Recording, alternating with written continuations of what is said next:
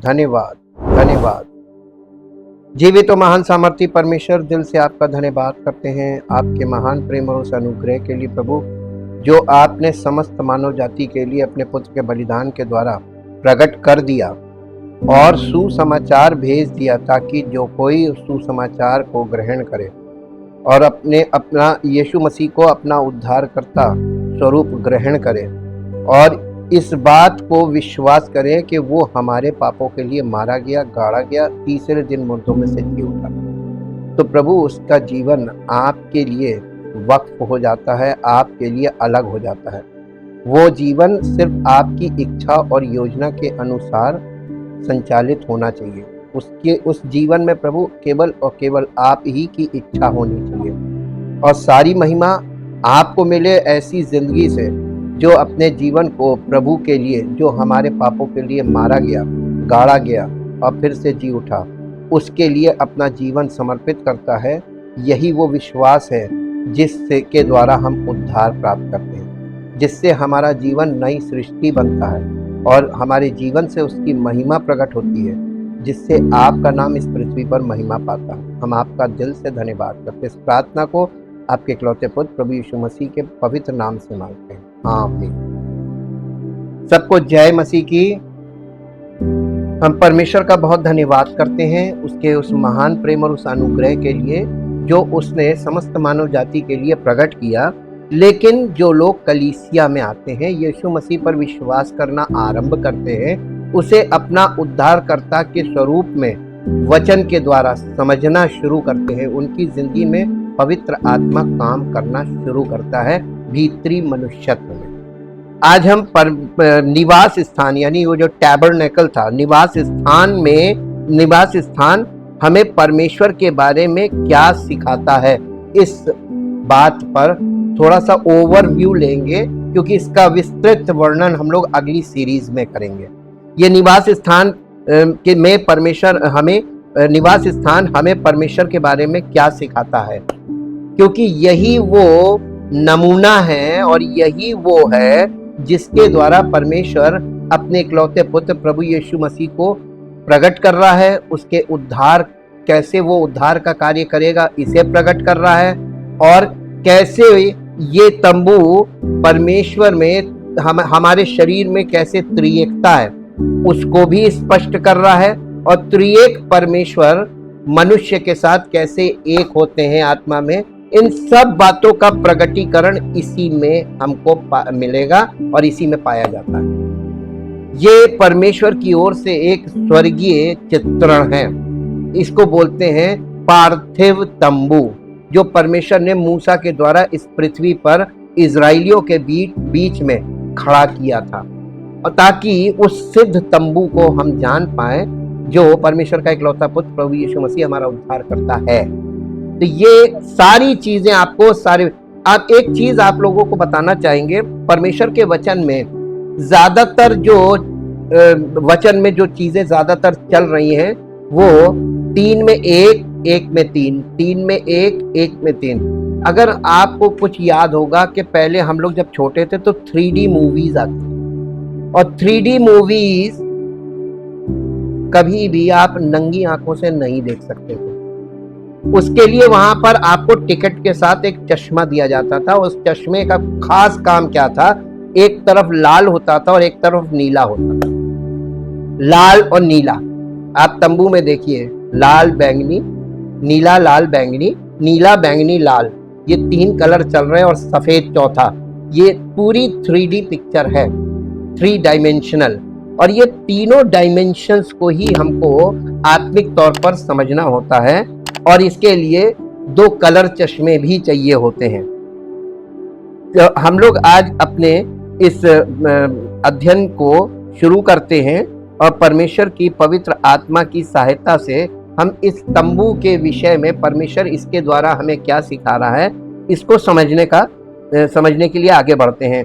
परमेश्वर द्वारा इजराइलियों को मिस्र की गुलामी से छुड़ाने के बाद, जैसा कि निर्गमन की पुस्तक में वर्णन किया गया है, वे लगभग 40 वर्षों तक रेगिस्तान में डेरा डाले रहे। उसके बाद अंततः अपने नए क्षेत्र में प्रवेश किया।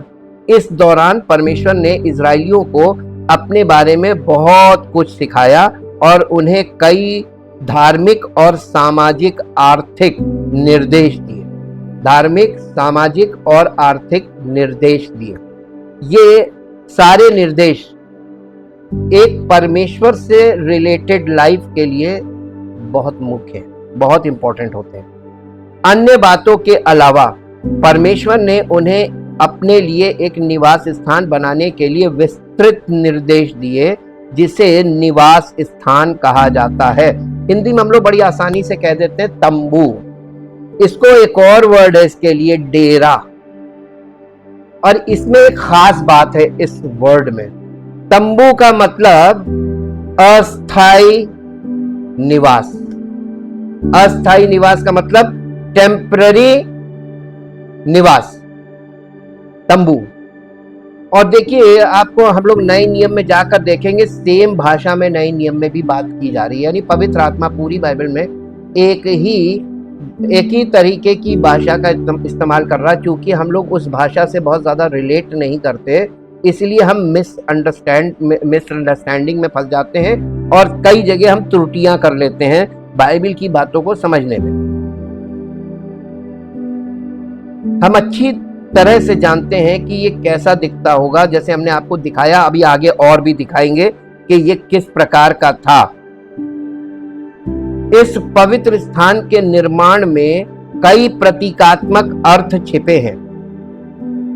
ये हमें परमेश्वर और उसके साथ हमारे रिश्ते के बारे में क्या सिखाता है, यही तो खास बात थी जो परमेश्वर इसके द्वारा सिखा रहा था कि परमेश्वर वास्तविक रूप में उसकी उपस्थिति उनके बीच में थी और वो चारों ओर बसते थे और परमेश्वर उनमें से हर एक को हर समय देखता था। उनकी एक एक हरकतों को वो देखता था और इसीलिए तो वो पनिशमेंट भी साथ साथ चलता था और समय समय पर परमेश्वर उनको विधियां और नियम भी बताता था। समस्या आती थी तो उसका समाधान बताता था। जैसा कि एक एग्जाम्पल है कि उस जमाने में उन लोगों ने परमेश्वर के विरुद्ध कुछ ऐसा किया कि उनमें जहरीले सांप निकल आए और उन्हें काटने लगे, वो मरने लगे। तब वो लोग मूसा से कहने लगे कि हम क्या करें। मूसा सीधा परमेश्वर के पास गया, यही टैबरनेकल में, और उसने परमेश्वर से इस बात पे चर्चा की। तो परमेश्वर ने मूसा को वहां पे उसका समाधान बताया। लोग परमेश्वर को एकदम अंतर्यामी वाला समझते हैं, अन्य जातियों में खास तौर से, कि कुछ हवा में ऐसा जादू हो जाएगा कि प्रभु सब ठीक कर देगा। ऐसा नहीं है। परमेश्वर कलीसिया में यही तो सिखाना मांग रहा है कि परमेश्वर के साथ आपका ऐसा रिश्ता हो कि आप परमेश्वर से बातचीत करें, इंटीमेट रिलेशनशिप हो, ताकि परमेश्वर आपको समाधान बताए। वो हो सकता है कोई प्रोसेस भी है और आप उस प्रोसेस में जाएंगे तो उसका फायदा मिलेगा। परमेश्वर ने मूसा को क्या बोला था जब सांप काट रहे थे, लोग मर रहे थे? उसने कहा कि तुम पीतल का एक सांप बनाओ और उसको एक पोल पे ऊंचा करके उसको लगा दो। जो कोई उसको देखेगा, सांप का काटा जो उसको देखेगा, तो वो चंगा हो जाएगा। परमेश्वर हमारी हर परिस्थिति को सुसमाचार के लिए रख देता है। उस परिस्थिति को देखिए, सुसमाचार के लिए रखा और नए नियम में यीशु मसीह को ऊंचे पर चढ़ाया गया, चित्रण भी हो गया, उस समय का समाधान भी हुआ और परमानेंट समाधान, यानी ये श्रापित मृत्यु लोगों को उनके पाप से छुटकारा दे। सांप के कांटे से जो जहर काम करता ना आदमी, एक्चुअली उसमें आदमी ऐसे नहीं मरता है कि जहर से मर गया। उसमें आदमी एकदम ऐसी निद्रा में चला जाता है जिसमें वो यानी मदहोश हो जाता है और वो ना खाता है ना पीता है, उसकी सारी इंद्रियां, उसका सेंट्रल नर्वस सिस्टम फेल हो जाता है, जिसके कारण वो मर जाता है। मरने में उसको टाइम लगता है। सांप का कांटा कभी तुरंत नहीं मरता है, लेकिन वो एक टाइम के बाद मरता है जब तक उसको फूड नहीं मिलता। आजकल करते क्या है, जहर जब किसी को सांप काटता है सबसे पहले एंटी वेनम इंजेक्शन उसको लगा देते हैं, यानी वही जहर उसको इंट्रावेनस में देते हैं ताकि उसके ब्लड में भी जहर आ जाए। जहर से जहर को काटते हैं। दूसरा, ड्रिप लगाकर उसको कंटिन्यूअसली यूरिन के थ्रू टॉक्सिन्स को निकालते रहते हैं जब तक कि वो टॉक्सिन ना निकल जाए और वो आदमी बच जाता है। उस जमाने में ऐसी कोई विधियां थी नहीं, तो इसीलिए मेडिकल साइंस परमेश्वर के वचन से, पुराने नियम से खास तौर से बहुत एकदम क्लोजली कनेक्टेड है।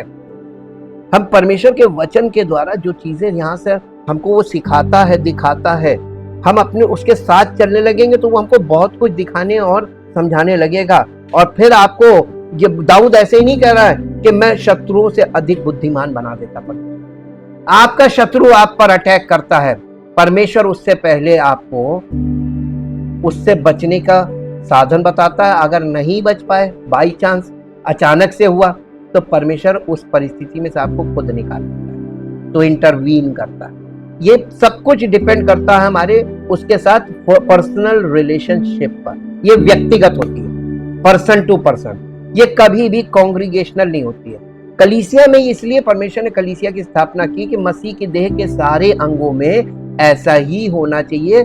जैसे खरबूजे को देखकर खरबूजा रंग बदलता है ना, तो कलीसिया में एक विश्वासी दूसरे विश्वासी को देखकर उत्साहित होता है और उसी की तरह उन्नति की ओर बढ़ता है। जैसे क्लासरूम में होता है, एक बच्चा पढ़ने में अच्छा होता है, फिर दूसरा उसको देखता है, वो भी। तो इस तरीके से ये इंटरैक्शंस के द्वारा बहुत तेजी से काम होता है। तो स्पिरिचुअल लाइफ में इंटरैक्शंस मस्ट, इसलिए कलीसिया की भी स्थापना की गई है। परमेश्वर एक रिश्ता चाहता है हर एक से। ये नहीं कि हमसे रिश्ता हो, हमारे बच्चों से ना हो। हमारे बच्चों से रिश्ता परमेश्वर का तब, हमारे बच्चे तब परमेश्वर के साथ रिश्ता रख पाएंगे जब हमारे रिश्ते को वो परमेश्वर के साथ देखेंगे, तो उनको एग्जाम्पल्स मिलेंगे कि पापा ऐसे इस तरीके से करते हैं। तो बच्चों में वो चीजें ऑटोमेटिकली इम्पार्ट होती हैं, इंड्यूस होती हैं, उनके अंदर से वो चीजें निकलने लगेंगी और वो ऑटोमेटिकली होगा। इसीलिए दाऊद ने अपने पुत्र सुलेमान से कहा था, हे मेरे बेटे सुलेमान, अपने पिता के परमेश्वर को जान। ये चीज आज कोई बोल नहीं सकता, कोई बाप नहीं बोल सकता, क्योंकि कोई बाप उस परमेश्वर को जानता ही नहीं। इसीलिए परमेश्वर का वचन हमें वो बातें सिखाता है कि जो पहले शुरू हमको करनी है, उसके बाद हमारे बच्चे और उसके बाद उनके बच्चे, पीढ़ियों तक जाता ही है। परमेश्वर पवित्र और सर्वव्यापी है, फिर भी वो मनुष्यों के बीच निवास करना चाहता है। इसीलिए इस निवास स्थान का निर्माण किया गया। तो ये परमेश्वर की बहुत यानी इतनी जबरदस्त इच्छा है कि वो यही चाहता है, क्योंकि अदन की वाटिका में परमेश्वर ने जब मनुष्य को रचा था तो वो परमेश्वर और मनुष्य साथ साथ रहते थे, और परमेश्वर उस चीज को फिर से वापस इस पृथ्वी पे बहाल करना मांगता है पापियों के लिए।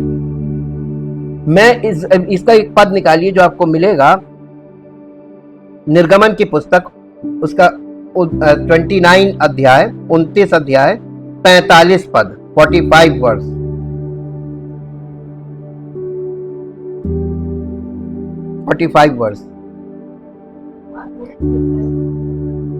और मैं इजराइलियों के मध्य निवास करूंगा और मैं उनका परमेश्वर ठहरूंगा। किसका?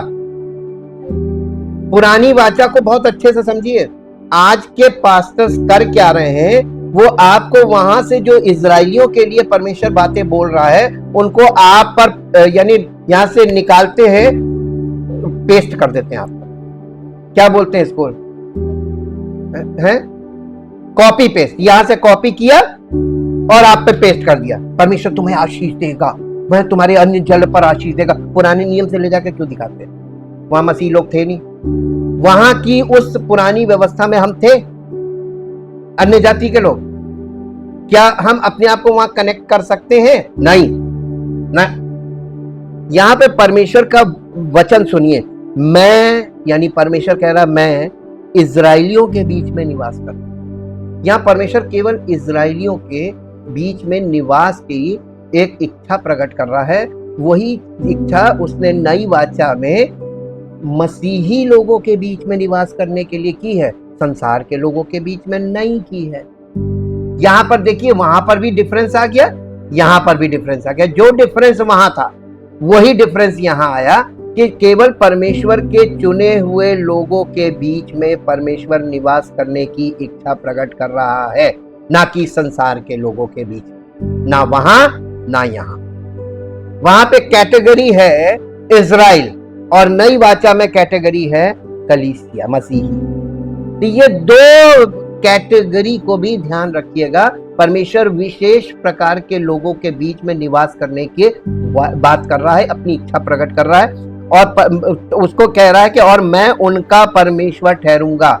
जैसे वो उनका जब उनके बीच में निवास करेगा, उनको करेक्ट करेगा, उनको पनिश भी करेगा और उनको ब्लेस भी करेगा। जब वो डिसिप्लिन में आ जाएंगे तब परमेश्वर कह रहा मैं उनका परमेश्वर ठहरूंगा। यही सेम चीज यहां पर भी लागू, कलीसिया में सेम चीज, लेकिन ये वर्ल्ड में ना वहां लागू थी ना यहां लागू। इसलिए वो सबका पिता नहीं है, वो केवल उनका पिता बनना है जो उसके बच्चे हैं, जिन्हें वो अपनी संतान मानता है। प्रभु लोगों के साथ एक रिश्ता चाहता है और ये इजरायलियों को उसके लिए एक पार्थिव निवास बनाने की आज्ञा से प्रकट होता है। और इसीलिए यहाँ पर जो उसने आज्ञा दी है कि मेरे लिए निवास स्थान बनाओ, ये इसमें यहाँ पर प्रकट होता है कि परमेश्वर उनके बीच निवास करना मांगता है। क्योंकि उस समय इजरायली लोग यात्रा करते थे, इसलिए पवित्र स्थान को ले जाने योग्य होना चाहिए था, पोर्टेबल, कि हर चीज डिसमेंटल हो और फिर से उसको फिक्स किया जाए। तो ये एक ऐसी प्रक्रिया थी जिसमें आज्ञा बहुत इंपॉर्टेंट थी। हर चीज की कैसे अनफोल्डिंग करनी है और कैसे उसको फिक्स करना है, ये बहुत इंपॉर्टेंट चीज है। आप थोड़ा सा पीछे जाकर देखिए, सर्कस आपने देखा होगा, सर्कस कैसे चलता था। उनका भी सब कुछ ऐसे ही होता था कि जहां वो लगाते थे वो लगता था यहाँ पे बड़ा मैदान उनको चाहिए होता था, वहां पे वो बस जाते थे, वो एक सर्कस की उनकी बस्ती बन जाती। और उसके बाद जब वहां से वो चलते थे तो वो नेक्स्ट जगह वैसे ही चुनते थे जहां पर वो, क्योंकि एरिया बड़ा चाहिए था, वो एक छोटे से गांव से भी बड़ा होता था, इतना बड़ा एरिया। तो यहाँ पे देखिए ये सामूहिक जीवन इसमें दिखाया जाता है, जैसे आप उनमें भी देख सकते हैं। वहां पर देखिए सर्कस में जानवरों की ट्यूनिंग कैसे होती है अपने सिखाने वाले के साथ, कैसे कैसे करतब दिखाते हैं। लोग कहते हैं अरे ये सब कुछ पॉसिबल है, परमेश्वर ने मनुष्य को अपने समान अपने स्वरूप में बनाया। वैसे ही परमेश्वर भी हमारे साथ सामूहिक रूप से निवास करना मांगता है और हमको ऐसा चाहता है कि लोग देखें। सर्कस तो टिकट लेके देखा जाता है, लेकिन परमेश्वर चाहता है कि मेरे लोगों को आसपास के लोग देखें और कहें वाकई में ये परमेश्वर। कितनी ऐसी इच्छा थी उसकी। आज उस चीज को लोगों ने किस रूप में पहुंचा दिया, उसकी महिमा को धूमिल कर दिया। परमेश्वर की इच्छा को हमें सर्वोपरि रखना है। और इसलिए वो क्योंकि वो लोग ट्रैवलिंग में थे और परमानेंट स्थान उनके लिए नहीं था। आप देखिए बहुत खास बात आपको बताने जा रहे हैं, जब तक वो ट्रैवलिंग में रहे तब तक वो परमेश्वर के प्रति चैतन्य रहते थे, लेकिन जैसे ही वो इजराइल द नेशन उनको मेरा लैंड, उसके बाद वो निश्चिंत। जैसे ही व्यक्ति जीवन में स्ट्रगल में रहता है वो बहुत अच्छा होता है, हुक्म मानता है ना, और उसको परमेश्वर की बहुत सख्त जरूरत होती है मार्गदर्शन के लिए। लेकिन जैसे ही वो परमानेंट एस्टेब्लिशमेंट तक पहुंच जाता, उसके बाद उसका वो सब धूमिल हो जाता। फिर वो उसको एक मन में एक अंदर से ये चैन आ जाता, बस अब तेरे पास बहुत कुछ है, खा पी चैन, स्ट्रगल खत्म। परमेश्वर अपने लोगों के जिंदगी से, आज सुनिए बहुत खास बात बता रहे हैं, परमेश्वर जिससे प्रेम करता है, जिसे अपना बेटा बेटी बनाता है, उसकी जिंदगी से स्ट्रगल कभी अलग नहीं होने देता। ये स्ट्रगल ही आपको परमेश्वर का बेटा और बेटी बना के रखता है। जिस दिन ये खत्म हो जाता है उस दिन आप उसके बेटे बेटी नहीं रहते। संसार में लोग कहते हैं कि जब तक कोई चीज अधूरी है तब तक मनुष्य प्रयत्न करेगा, जिस दिन वो पूरी हो जाएगी, पूरी होने का मतलब खत्म हो गई, दी एंड। इसलिए पूरी नहीं होनी चाहिए, हमेशा कमी रहनी चाहिए, वो कमी ही आपको आगे बढ़ाती है। ये हमेशा याद रखिएगा, सारे इन्वेंशन वगैरह सब इसी पे आधारित हैं। अपने देखिए ये एक प्रकार का तंबू था और इजरायली इसे जहां भी जाते थे अपने साथ ले जाते थे। हर बार जब वे अपने तंबू लगाते तो निवास स्थान छावनी के बीच में एक मुख्य स्थान पर होता था। इस तरह परमेश्वर की उपस्थिति हमेशा निकट और दृश्यमान रहती थी। बाद में जब इजरायली कनान देश में बस गए तो उन्होंने एक स्थायी मंदिर बनाया। यहां तंबू से मंदिर तक की जो यात्रा है, ये बहुत यानी इसमें इतने ढेर सारे लेसन्स हैं जो आपको मंदिर बनने के बाद देखें। वहां से करप्शन शुरू हो जाता है, मंदिर से, परमानेंट एस्टेब्लिशमेंट से। परमेश्वर पवित्र है। सबसे पहली चीज जो निवास स्थान में सीखने को मिलती है, परमेश्वर पवित्र है। परमेश्वर की पवित्रता को देखिए। पवित्रता का मतलब मालूम होता है, सेट अपार्ट, यानी संसार से और सब लोगों से अलग, उसी को पवित्र बोला गया। निवास स्थान एक इमारत नहीं था, ये एक बाहरी आंगन था जो बाढ़ से घिरा हुआ था। इस आंगन के भीतर एक तंबू था जिसे पवित्र स्थान कहा जाता था। केवल पुजारी ही अपने धार्मिक कार्य करने के लिए वहां प्रवेश कर सकते थे। पुजारी का मतलब क्या होता है? पूजा करने वाला। और जो बाकी लोग आते थे पुजारी के पास, वो क्या थे? पापी। पापी पापी इजरायली आते थे अपने पुजारी के पास। ये पुजारी भी इजरायली थे। इजराइल का एक विशेष गोत्र था, लेवीय गोत्र। ये पुजारी थे। परमेश्वर ने इस गोत्र को चुना था। और ये जो आते थे बलिदान के लिए, ये पापी। लेकिन आपको खास बात बताएं, दोनों पापी थे। जो इजराइल के लेवी गोत्र के लोग थे वो भी पापी थे। उद्धार हुआ था उनका? नहीं ना। केवल चूजन जनरेशन की बात की गई है वहां। चूजन जनरेशन, परमेश्वर ने उस गोत्र को इस कार्य के लिए चुना था। और परमेश्वर उस गोत्र यानी जो प्रीस्टहुड है, उसके द्वारा भी हमको ये दिखा रहा है नए नियम में कि वो प्रीस्टहुड जो था वो भी सेव्ड लोगों का नहीं था, उद्धार पाए हुए लोगों का नहीं, वो भी पापी थे। और जो उनके पास आते थे ये भी पापी थे। पापी पापी के लिए काम कर रहा है। लेकिन एक खास बात है कि जो प्रीस्टहुड था वो पापी तो थे, लेकिन चूंकि परमेश्वर ने उनको इसी काम के लिए रखा था, तो वो कुछ संस्कारों के द्वारा और कुछ विधियों के द्वारा, विशेष वस्त्रों के द्वारा वो उपस्थिति में प्रवेश करते थे। हालांकि परमेश्वर उनके किसी भी कार्य से प्रसन्न नहीं था। लेकिन क्या करता वो? उसको हमारे लिए एकदम बेसिक्स वहीं पे रखना था।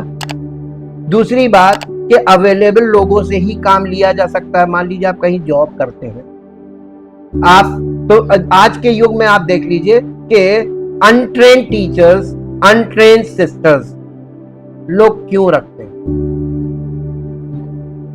पैसे कम लगते हैं। आज मजबूरी नहीं है कि है ही नहीं, हैं, ट्रेंड हैं, एक्सपीरियंस वाले भी हैं, लेकिन अनट्रेंड कम पैसे में काम हो जाता है। उस जमाने में परमेश्वर के पास कोई ट्रेंड था नहीं और उद्धार उस समय हो नहीं सकता था। तो परमेश्वर ने अपने तरीके से वहां पर इन लोगों को इस्तेमाल तो किया, हालांकि ये अपने कार्यों में यानी साबित नहीं हुए, सिद्ध नहीं। तब परमेश्वर ने और भी बड़े और सिद्ध तंबू के द्वारा उस कार्य को नई वाचा के अंतर्गत पूर्ण किया। वहां से शुरू किया, यहाँ पे पूर्ण किया। इसके बीच हमारे लिए बहुत ढेर सारे लेसन्स आ जाते हैं। हम अभी आपको होलसेल में इसलिए बोल रहे हैं क्योंकि हम आगे इसका डिटेल में जाएंगे। इस पवित्र स्थान के भीतर एक अलग क्षेत्र था जिसे परम पवित्र स्थान कहा जाता था।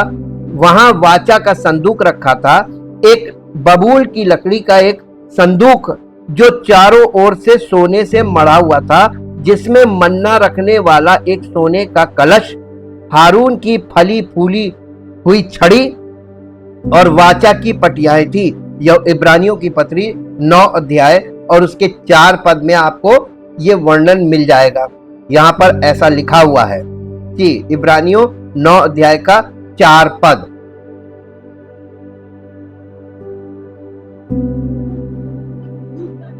उसमें सोने की धूपदानी और चारों ओर सोने से मढ़ा हुआ वाचा का संदूक और इसमें मन्ना से भरा हुआ सोने का मर्तबान और हारून की छड़ी, इस जिसमें फल फूल आ गए थे, ये बादाम के पेड़ की छड़ी थी जी। और वाचा की पटियां यानी 10 हुक्म वाली पत्थर की पटियाएं थी। उसके ऊपर दोनों तेजोमय कुरूब थे, जो प्रायश्चित के ढकने पर, ये वाचा के संदूक का जो ढक्कन था उसको प्रायश्चित का ढक्कन बोलते हैं, छाया किए हुए थे। इनका एक एक करके वर्णन करने का अभी अवसर नहीं, देखिए यहाँ पे अवसर नहीं कह रहा, लेकिन हमको इसके लिए पीछे जाना पड़ेगा क्योंकि वहां पे डिटेल आपको मिलेगा। संदूक में एक सुनहरा ढक्कन था जिसे दया आसन कहा जाता था। ये वो स्थान था जहां परमेश्वर निवास करते थे। जैसा कि परमेश्वर ने मूसा से कहा था, वहां मैं तुझसे मिलूंगा और प्रायश्चित के ढकने के ऊपर से उन 2 करूबों के बीच में से जो साक्षी पत्र के संदूक पर है, मैं तुझसे उन सब आज्ञाओं के विषय में बात करूंगा जो मैं इजराइल के लोगों के लिए तुझे दूंगा। निर्गमन की पुस्तक का 25 अध्याय का 22 पद है, ये हमने कल भी पढ़ा था। आपको ये चीजें बार बार पढ़नी पड़ेंगी ताकि आपको ये मालूम रहे कि परमेश्वर अपने वचन के अनुसार ही काम करता है। केवल महायाजक ही वर्ष में एक बार प्रायश्चित के दिन के दौरान, जो प्रायश्चित का एक दिन होता था, डे ऑफ अटोनमेंट के, उसी दिन के दौरान परम पवित्र स्थान में प्रवेश कर सकता था। इसे एक विशेष पर्दे से अलग किया गया था, जो इस बात का प्रतीक था कि लोग परमेश्वर की उपस्थिति में नहीं आ सकते क्योंकि उनके पाप परमेश्वर की पवित्रता के विरुद्ध है। इसलिए हालांकि निवास स्थान लोगों के बीच परमेश्वर का निवास स्थान था और ये दर्शाता था कि वो हम मनुष्यों के साथ एक रिश्ता चाहता है, ये भी स्पष्ट किया गया था कि लोग जैसे हैं वैसे ही उसके पास नहीं आ सकते। जैसे है वैसे ही नहीं आ सकते कि हम जैसे हैं वैसे ही चले जाए मुंह उठा के। आपको परमेश्वर के पास जाने के लिए क्या करना है? लोगों को प्रायश्चित की आवश्यकता है। आज भी प्रायश्चित का मतलब समझते हैं कि हमारे लिए कोई ऐसा सिद्ध बलिदान दे दे जिससे हम परमेश्वर की उपस्थिति में पश्चाताप करके प्रवेश कर पाए, यानी परमेश्वर की उपस्थिति हमारे लिए अवेलेबल हो जाए। यानी हम परमेश्वर की उपस्थिति में जो पश्चाताप करेगा उसके पश्चाताप के कारण हम परमेश्वर पे, यानी हमारे पास एक रेफरेंस होगा कि इनके द्वारा हम आपके पास हैं। इन रेफरेंस आप परमेश्वर के पास कैसे जा सकते हैं? विदाउट रेफरेंस जा सकते हैं? नहीं समझ में आया। आप किसी मुख्यमंत्री या प्रधानमंत्री या इस टाइप के जो मंत्री लेवल के लोग हैं, आप डायरेक्ट जाके दिखा दीजिए। आपको एक ऐसा माध्यम चाहिए, एक व्यक्ति चाहिए जिसके द्वारा आप उस तक पहुंच पाएं।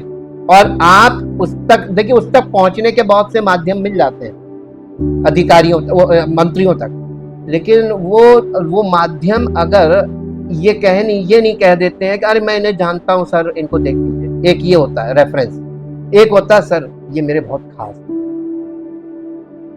तब क्या होता है? काम हो जाता है। और अगर ये कह देंगे मैं इन्हें जानता हूं तो वो हल्का हो गया, तो इसका मतलब ये कि ठीक हम अपने तरीके से देख लेंगे। तो कई तरीके होते हैं रेफरेंस के। रेफरेंस का मतलब माध्यम।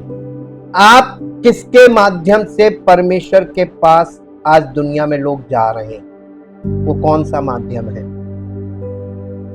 बिग क्वेश्चन मार्क पे छोड़े, क्योंकि आप किसी के द्वारा परमेश्वर तक नहीं पहुंच सकते। परमेश्वर किसको अपॉइंट कर रहा है,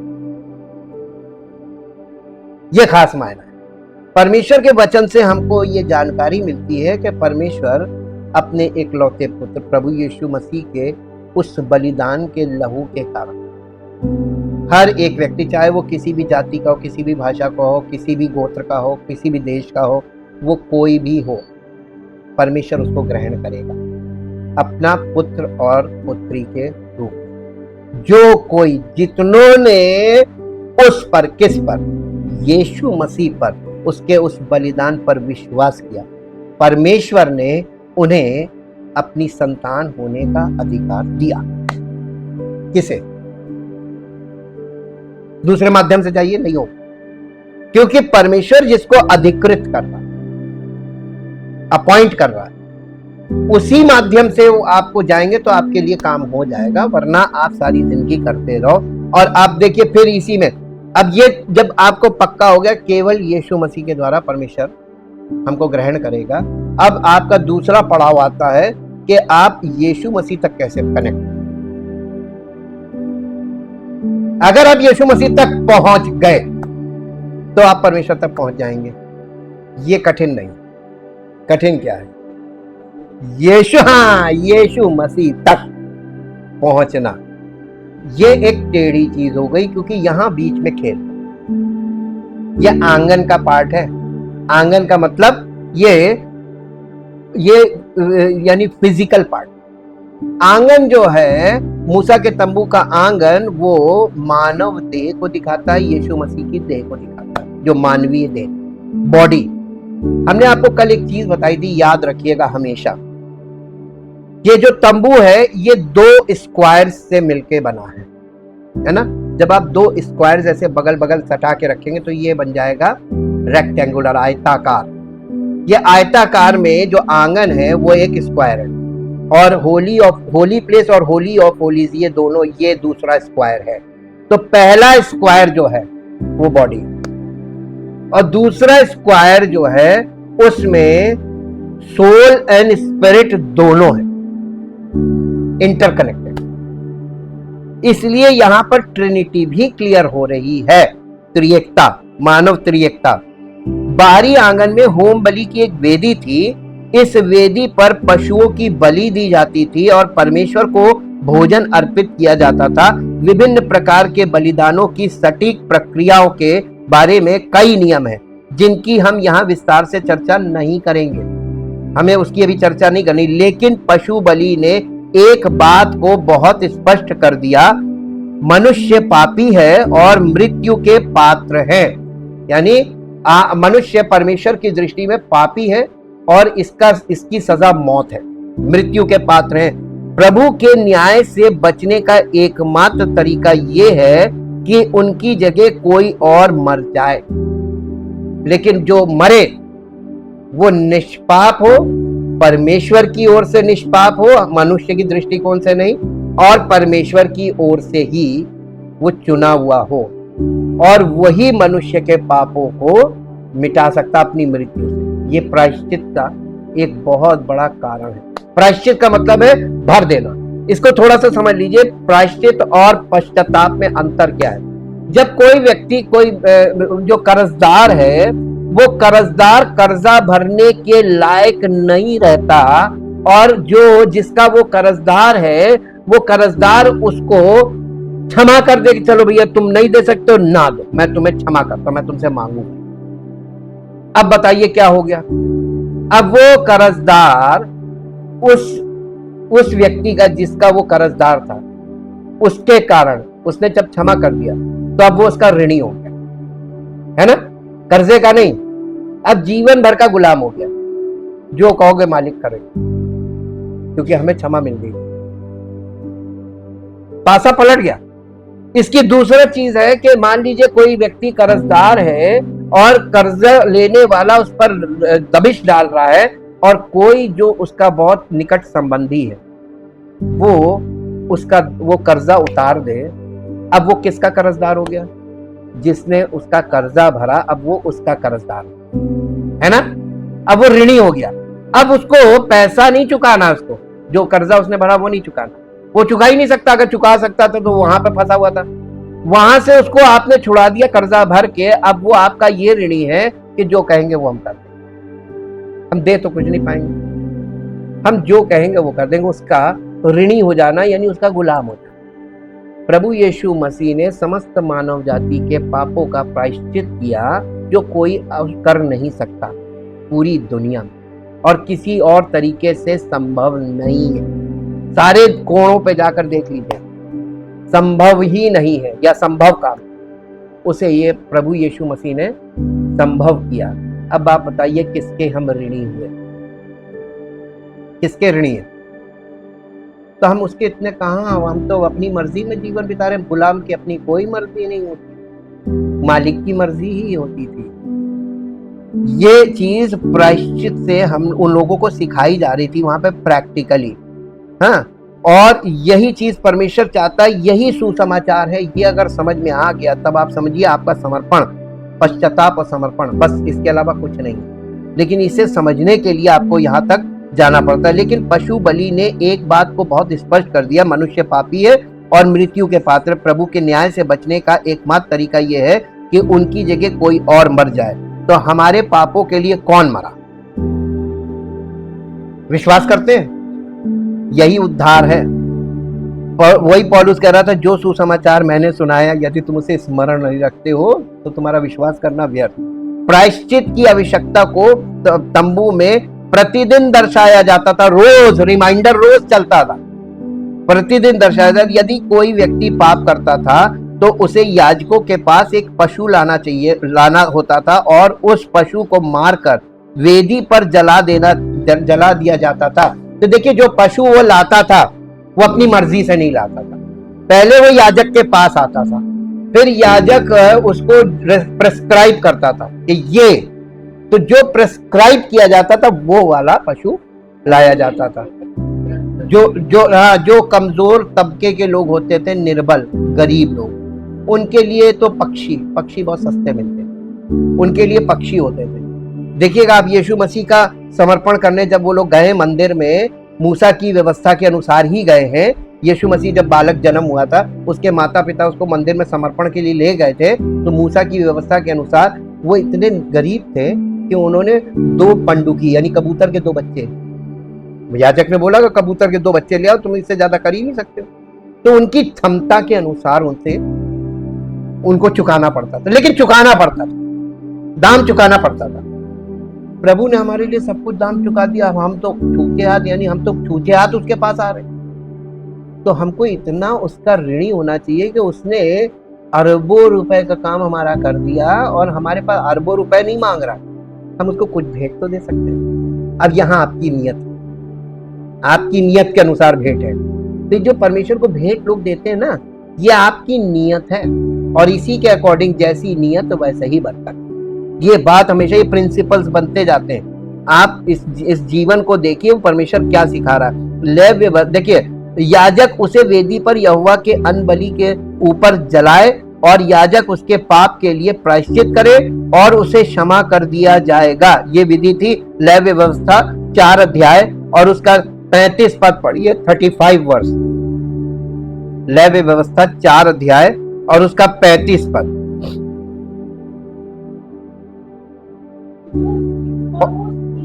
और वो उसकी सब चर्बी को मेल बलि वाले भेड़ के बच्चे की चर्बी के सामने अलग करे और याजक उसे वेदी पर यहोवा के हवनों के ऊपर जलाए। और इसी प्रकार याजक उसके पाप के लिए प्रायश्चित कौन करता था? याजक, महायाजक प्रायश्चित करता था। और वो तो बिना महायाजक के प्रायश्चित संभव है। हमारा महायाजक कौन? देखिए, परमेश्वर ने सारी चीजें, सारा न्याय उसके हाथ में कैसे दिया है, वही न्याय करेगा। जिसको वो क्षमा करेगा उसे परमेश्वर क्षमा करेगा, जिसको वो दोषी ठहराएगा परमेश्वर दोषी ठहराएगा। अब कौन आ गया बीच में? परमेश्वर पिता और मनुष्य के बीच में कौन आ गया? मीडिएटर कौन है? जोर से बोलिए। अब लोग फंस गए। कुछ भी कर लो, परमेश्वर ने ये सब करके छोड़ दिया है। अब सीधे सीधे सेकंड कमिंग पे हिसाब होगा। अब उस समय तक आप अपना दिमाग दौड़ाते रहो, खोजबीन करते रहो। पवित्र परमेश्वर और उसके पापी लोगों के बीच के रिश्ते को बहाल करने और बनाए रखने के लिए पशु बलि जरूरी थी, लेकिन वे अपने आप में कोई अंतिम समाधान नहीं था। पशु बलि केवल सदियों बाद यीशु मसीह की प्रायश्चित मृत्यु के आधार पर ही क्षमा प्रदान कर सकती थी। जब मसीह भविष्य की अच्छी अच्छी, निकाल लीजिए इब्रानियों की पत्री और उसका 9 अध्याय, इब्रानियों की पत्री उसका 9 अध्याय उसका 11 और 12 पद पढ़िए। परंतु जब मसीह आने वाली अच्छी अच्छी वस्तुओं का महायाजक होकर आया तो उसने और भी बड़े और सिद्ध तंबू से होकर, जो हाथ का बनाया हुआ नहीं अर्थात इस सृष्टि का नहीं, और बकरों और बछड़ों के लहू के द्वारा नहीं, पर अपने ही लहू के द्वारा एक ही बार परम पवित्र स्थान में प्रवेश किया और अनंत ऐसा छुटकारा पाया जिसका कोई अंत नहीं, जिसका कोई अंत नहीं। उस छुटकारे को उसने हमारे लिए रख दिया कि जो विश्वास करेगा उसके जीवन में ही अनंत छुटकारा काम करेगा। अनंत छुटकारा ही अनंत जीवन का आधार है, इसके बिना अनंत जीवन होता नहीं। यीशु ने तंबू के प्रतीकवाद को पूरा किया। ये जो वहां पे सिद्ध तंबू, और भी बड़े और सिद्ध तंबू को जो हाथ का बनाए हुए, मालूम का यीशु मसीह की देह, ये एडमिक बॉडी थी। ठीक, हमारे पास भी वही बॉडी है, लेकिन हमारा बॉडी जो है वो स्वभाव में पाप, शरीर में पाप, हम पाप की संतान हैं, पाप के द्वारा उत्पन्न हुए, पापमय जीवन में और पतन में हम फंस गए। और प्रभु यीशु मसीह मानव देह में आया, लेकिन उसमें पाप नहीं था, क्योंकि उसमें आदम का स्वभाव नहीं था, क्योंकि वो परमेश्वर पिता की संतान था, कुंवारी स्त्री से जन्मा था। ये बात साइंटिफिकली प्रूव्ड है। उसका कोई शारीरिक पिता नहीं था, इसलिए वो परमेश्वर के वचन के अनुसार उत्पन्न हुआ था। वायदे के अनुसार कह लीजिए, वचन के अनुसार कह लीजिए। परमेश्वर ने बोला और जैसा बोला, कुंवारी स्त्री के द्वारा उसने उस वचन को ग्रहण किया और प्रभु यीशु मसीह का जन्म हुआ, इसीलिए वचन देहधारी हुआ लिखा है। तंबू और उसकी रीतियां और नियम स्वर्गीय वस्तुओं के प्रतिरूप और प्रतिबिंब थे। इब्रानियों 8 अध्याय का 5 पद पढ़ दीजिए। इब्रानियों 8 अध्याय का 5 पद। तंबू और उसकी रीतियां और नियम स्वर्गीय वस्तुओं के प्रतिरूप और प्रतिबिंब थे, जो वे स्वर्ग में की वस्तुओं के प्रतिरूप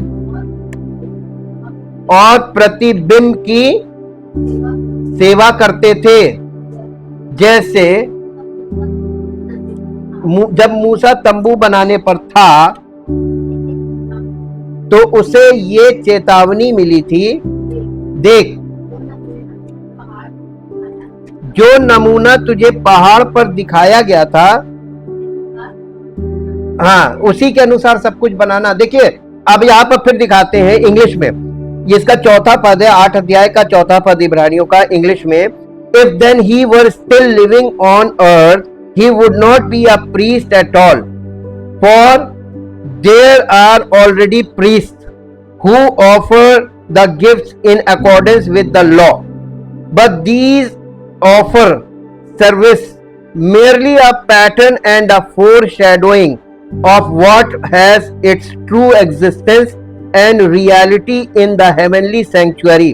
For when Moses was about to erect the tabernacle, he was warned by God, saying, see to it that you make it all exactly according to the copy, the model which was shown to you on the mountain. यहाँ पे exodus 25:40 लिखा है। कैसा बना? Exact. इस तंबू को exact बनाया गया था। अब आप यीशु मसीह की में परमेश्वर ने जो एग्जैक्ट काम रखा है वो सारे चित्रण आपको यहां मिलेंगे, है ना। फोर शेडो का मतलब पीछे दिखाया गया, पहले दिखाया, पहले परछाई दिखाई, फिर असली आया, ये कह लिया। तो परछाई नहीं क्लियर हुई तो असली आपको कैसे क्लियर हो जाएगा? पैटर्न वहीं पर, सारा ये उद्धार का सारा पैटर्न वहीं पर रखा हुआ है। आप इधर से उधर नहीं होगी, एकदम एक्यूरेसी पे, और आप सच्चे यीशु तक पहुंच पाएंगे। बिना इसके आप पहुंच नहीं सकते। ये खास बात है। इस अध्ययन में आपको क्या मिलने जा रहा है, अगली सीरीज में आप कहां पहुंचने जा रहे हैं, उसका अनुमान आपको अब लग गया होगा। अब यीशु आ चुके हैं और उन्होंने ये सब पूरा कर दिया है, इसलिए तंबू या मंदिर और उसके बलिदानों की अब कोई आवश्यकता नहीं है। जहां देखिए, इसके लिए पद पढ़िए, इब्रानियों की पत्री 10 अध्याय और उसका 18 पद पढ़िए। इब्रानियों की पत्री 10 अध्याय का 18 पद, इब्रानियों 10:18। और जब इनकी क्षमा हो गई तो फिर पाप का बलिदान अब कहां रहा? अब कोई बलिदान नहीं चलेगा, प्रायश्चित हो चुका है। अब क्या चलेगा? सिर्फ पश्चाताप। परमेश्वर ने प्रायश्चित करके अपना काम पूरा कर लिया और मनुष्य आज तक पश्चाताप नहीं करता। जी, क्या पढ़ा था आपने? और जब इनकी क्षमा हो गई, अब तो पाप का, हमें अब किसी तंबू की आवश्यकता नहीं है। विश्वासियों के रूप में हम जीवते पत्थरों के समान आत्मिक घर बनते जाते हैं कि पवित्र याजकों का समाज बनो और यीशु मसीह के द्वारा परमेश्वर को ग्रहण योग्य आत्मिक बलिदान चढ़ाओ। हमको आत्मिक चढ़ाना, शारीरिक नहीं। आज सब लोग क्या कर रहे हैं? सब शारीरिक में फंसे हैं, बॉर्न अगेन हुए ही नहीं। पहला पत्रस 2 अध्याय और उसका 5 पद, पहला पत्रस 2 अध्याय और उसका 5 पद पढ़िए। तुम भी आप जीवते पत्थरों के समान आत्मिक घर बनते जाते हो, जिससे याजकों का पवित्र समाज बनकर ऐसे आत्मिक बलिदान चढ़ाओ जो यीशु मसीह के द्वारा परमेश्वर को ग्रहण योग्य है। ग्राह्य मतलब ग्रहण योग्य। देखिए, इंग्लिश में पढ़ देते हैं इसी पद को। Come and like living stones, जिंदा पत्थरों के नाई। पत्थर का मतलब मालूम क्या है? जो टस से मस नहीं होते और जिन्हें परमेश्वर आकार देता है ना, उनको तराशता है। अभी हमने वो मंदिर वाला नहीं दिखाया, मंदिर में खदानों में तराशे जाते थे। Come and like living stones, be yourselves built into a spiritual house for a holy, dedicated, consecrated priesthood to offer up those spiritual sacrifices that are acceptable and pleasing to God through Jesus Christ. आप देखिए, वहां पे महायाजक के बच्चे बलिदान चढ़ाते थे और महायाजक के द्वारा, उनके बच्चों के द्वारा चढ़ाए गए बलिदान, महायाजक की उनके बैकअप में महायाजक था ना, उनको अनुमति कौन देता था ये सब करने की? प्रीस्टहुड में काम करने की, सेवकाई करने की अनुमति कौन देता था? हैं? कौन देता था? पुरानी वाचा में पूछ रहे हैं ना, प्रभु नहीं देता था। उनका प्रभु था कौन? आपको मालूम, महायाजक को प्रभु बोला जाता था और महायाजक के बच्चे थे। तो महायाजक के बच्चों को अनुमति कौन देता था लोगों के लिए सेवा करें? महायाजक। तो महायाजक को किसने ये अथॉरिटी दे रखी?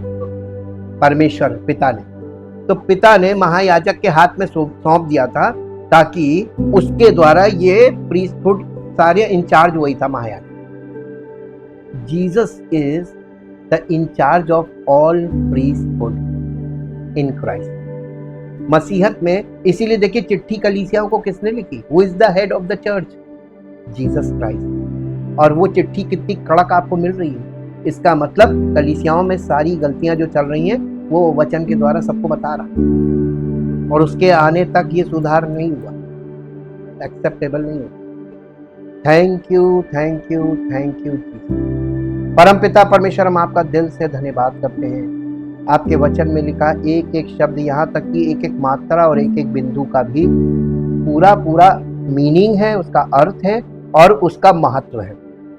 हम प्रभु कुछ भी उसमें से मिटाकर हम इस चीज को विकृत कर सकते हैं, लेकिन हम उन सब चीजों के साथ पवित्र आत्मा के बिना इन बातों को अंडरस्टैंड नहीं कर सकते। हम आपका बहुत धन्यवाद करते हैं। आपने हमें पवित्र आत्मा सहायक के रूप में दिया है ताकि वो हमारी सहायता करे कि हम परमेश्वर पिता को, उसके इकलौते पुत्र प्रभु यीशु मसीह हमारे उद्धारकर्ता को, उसके उस बलिदान को जो उसने समस्त मानव जाति के लिए चढ़ाया है, हम अपने जीवन में व्यक्तिगत तौर पर उस बलिदान के द्वारा हमें जो उद्धार प्राप्त होता है, हम उसके लिए उसको कैसे उसके ऋणी हैं, कैसे उसके कर्जदार हो जाते हैं, कैसे हमको अपना समर्पण करना है और कितना समर्पण करना है जिससे उसकी महिमा हमारे जीवन से प्रकट हो और वो हमें पिता से मिलाकर अपने वायदे को पूरा करे और पिता और पुत्र की महिमा हमारे जीवन से प्रकट हो,